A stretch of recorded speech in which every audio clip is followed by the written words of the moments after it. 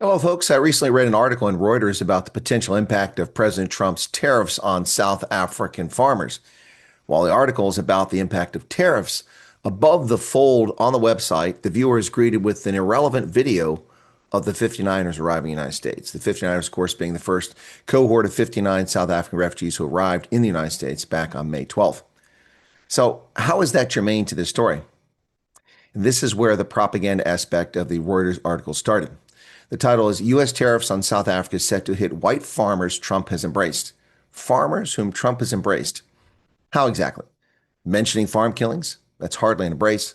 Has he met with any of these farmers? Has he given any of them some sort of advantage or benefit? Nope, nothing. However, Trump has highlighted the ongoing effort to destroy commercial farmers in South Africa and the concerted effort to drive white South Africans off the land they legally purchased and hold title to. I suppose in the minds of South Africa's journalists, that equates to an embrace. A story by Wendell Rolfe on July 10th, 2025, carried by Reuters, is so full of distortions and outright misinformation that it does warrant a review. And I quote, citing false claims that white South Africans are being persecuted. That's false. The February 2025 executive order that Trump issued clearly spells out racial discrimination. The fact that the author chooses cognitive dissonance over reality does not make Trump's claims false.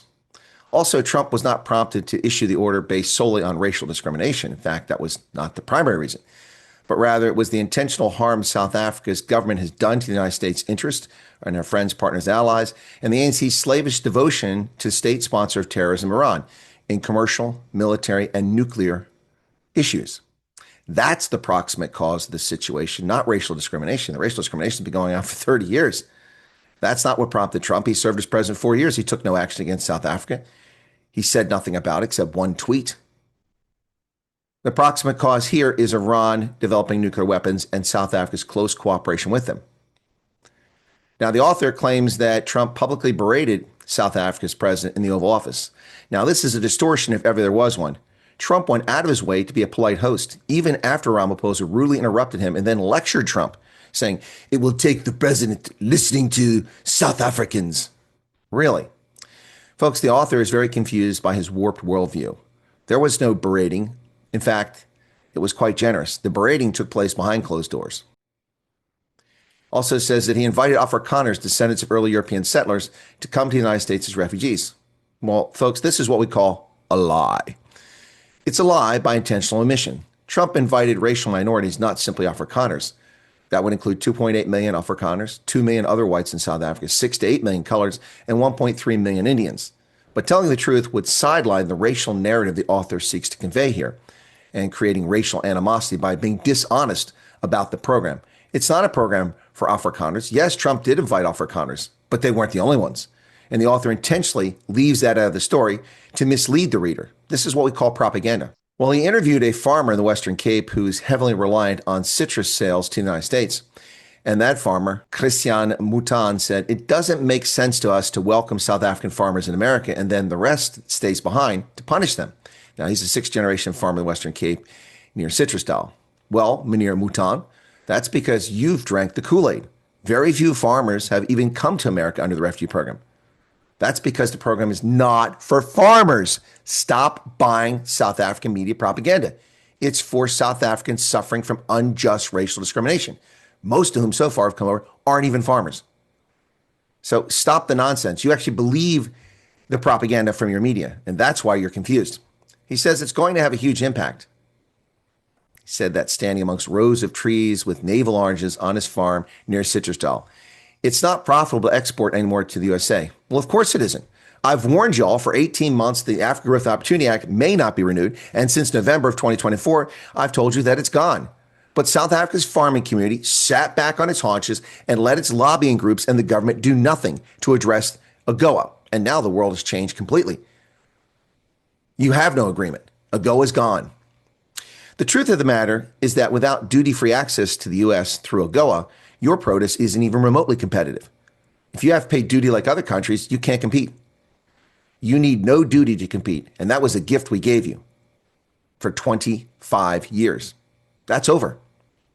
Access to AGOA was highly beneficial for South Africa, helped by that trade issue. South Africa, which is the world's second largest citrus exporter behind Spain, makes $100 million a year from the U.S. market. Many states with three-quarters of South Africa's freehold land white-owned, white farmers will face the immediate economic fallout, though they will not be the only casualties. Now, see, that's simply wrong. It's another outright lie, another distortion, another propaganda spread by lazy journalists to other lazy journalists who are too stupid or lazy to do research. White South Africans do not own 75% of freehold land. Far from it. The only reliable data is the 2017 land audit. And in that, whites owned approximately 23% of the total surface area, or about 29% of privately held land, not three-quarters. What they owned was 72% of what was designated as commercial farmland. That's an accurate statement, but that's not what's conveyed here. What's conveyed here is another outright lie to mislead people and feed the racial hatred narrative. Now, Mr. Mouton said farmers will go bankrupt. For sure, there'll be job losses within our sector. I don't even want to think about it. Christian Mouton. Well, you're right, Mr. Mouton, but you need to look to Pretoria. Pretoria is the one that cocked this up. They had a chance to fix this, and instead of fixing it, they've made it demonstrably worse. And that's the bottom line here. Pretoria has made this worse. Your argument is with Pretoria, not with Trump. The barriers put in place by South Africa's government, formal barriers, tariffs, quotas, barriers to our products going in your country, have intentionally created a negative trade balance with the United States to your favor.